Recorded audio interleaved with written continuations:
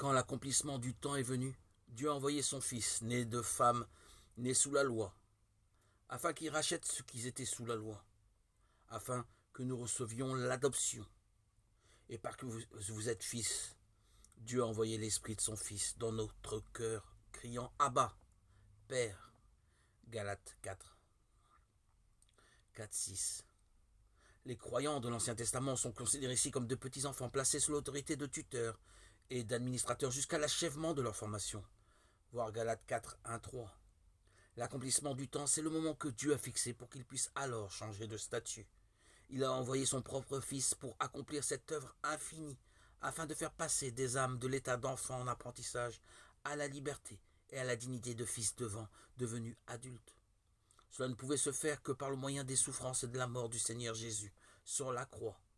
C'est là qu'il a racheté ceux qui étaient en fait comme des esclaves, ne différant en rien des serviteurs qui les formaient, car des formateurs étaient asservis aux contraintes de la loi, dont nous sommes à présent libérés par la grande œuvre de la rédemption accomplie par le Seigneur Jésus. C'est pourquoi la rédemption a transformé l'enfant en fils. Il est vu maintenant comme ayant atteint sa maturité en vertu de la rédemption qui est dans le Christ Jésus. Il n'est plus esclave mais fils. Il n'est plus asservi à des restrictions légales mais amené sur un terrain de liberté, de dignité, de confiance.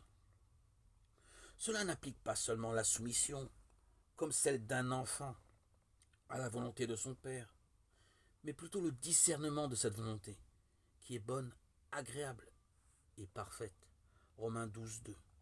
Et son entière acceptation dans le cœur. C'est là le vrai caractère du christianisme, en contraste avec le judaïsme.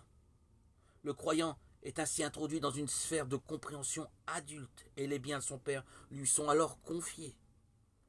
Quel prix a en effet cette relation de fils, et combien est merveilleuse la grâce qu'il a accordée.